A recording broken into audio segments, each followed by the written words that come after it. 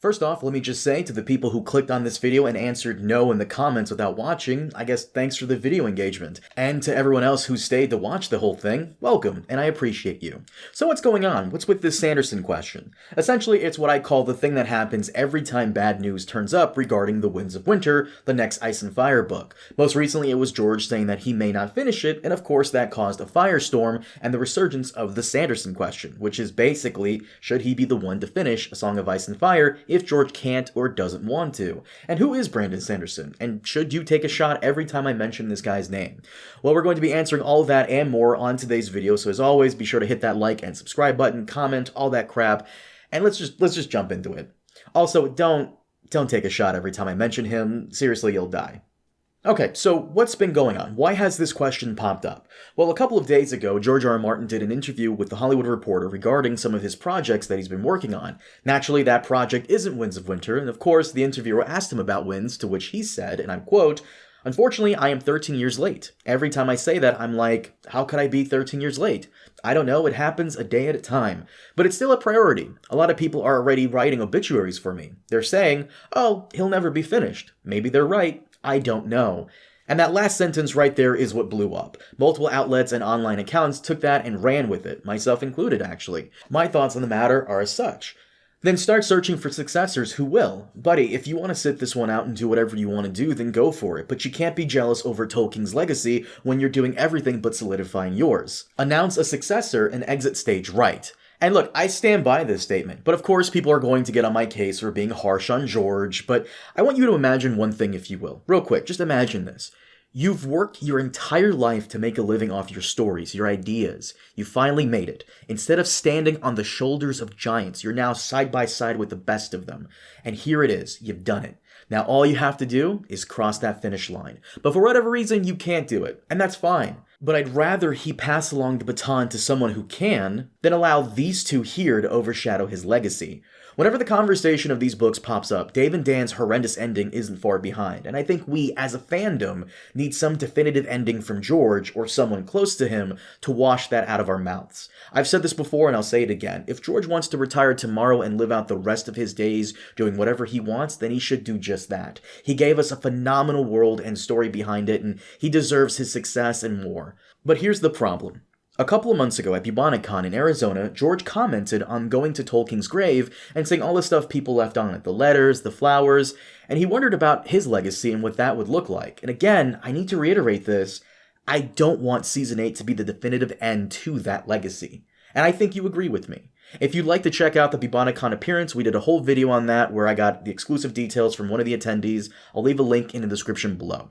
Now, when I put out this tweet, someone asked me a question in regards to successors. Of course, for whatever reason, Twitter decided to push that specific tweet out into the ether without context, and a bunch of idiotic reactionaries thought I was discussing his death. It was a conversation we had on the podcast regarding who could take the mantle of responsibility to finish the story should he decide to retire. In a recent interview, George's friend and co-author, Elia Garcia, did mention that George would pick a successor if he had a situation come down like Robert Jordan, and thus, here we are to the Sanderson question. Now, George does have his own protégés, the guys who did The Expanse, and not only did they decline to do it, they're almost never mentioned as much as Sanderson is, who always gets brought up in this topic and has been for the last 5 to 8 years, especially after the show ended. So, who is Brandon Sanderson? Well, he's actually one of the most famous fantasy authors writing today, but before he was well known, people knew him as the man who finished The Wheel of Time for Robert Jordan, who, in 2007, passed away from his battle with cancer. Since then, Sanderson has gone on to write multiple books in his Cosmere series, such as Mistborn, Stormlight Archive, and more, and he publishes quite often, which is why he gets brought up so many times, and usually in comparison with George. So not only does he have the experience of finishing up someone else's series, but he's also able to deliver his work on time. The other reason being that Sanderson is very accessible to first-time readers, especially those who don't venture far into fantasy too often, and his writing is very consistent across all his novels. Not to mention, he lays out the rules bare for you with his systems of magic. If anything, picking up one of his books guarantees that you're not in for a bad time. Okay, fine. So with all that said and done, we come to the question, should he be the one to take up the mantle of responsibility? Well, he does have the experience of finishing someone else's series, he's pretty consistent with his writing, and he regularly publishes his works where even his own fans aren't left wanting for too long. Is he the one to do it? Personally, I don't think so, nor would I want him to do it, but as luck would have it, he agrees with me. Back in 2016, he actually replied to a Reddit user asking him if he'd censor the series in the event that he'd be called on to write it, and this was his response. Censor. Strange word to use, but perhaps appropriate here. I don't censor my own writing, I just write what I feel is right and what fits. But if I were writing on this series and didn't include it, yes, perhaps that would be the right term.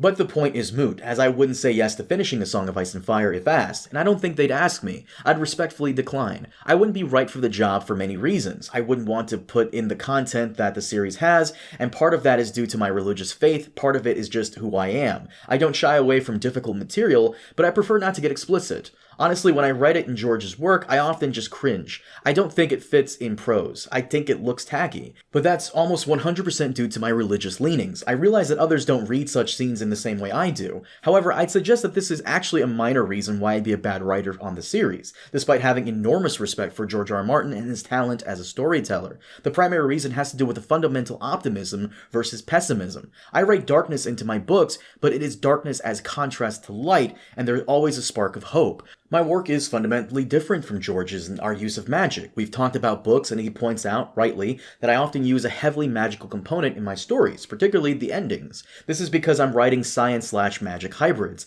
and the idea of magic as progress is fascinating to me. George, however, prefers his magic to be arcane, unknown, and dark, not a tool, but a force you can sometimes, with great danger, apply. This is a small issue, as I'm fond of books that use magic differently. I've just made a stylistic choice in how I do what I do. I'll leave a link in description below to the Reddit post if you'd like to check it out. And before someone says it, what does George think of all of this? Well, back in 2006, he answered this question from the audience who asked, "What if you died before finishing the books?" To which he responded, "Well, I don't want some fucking hack to finish my book. You will have to hope that I live long enough." I do want to note that he wasn't aiming that at anybody specifically, but recently, in an interview with Elio Garcia, George's friend and co-author, the host asked him the same question, and Elio actually brought up the Wheel of Time situation.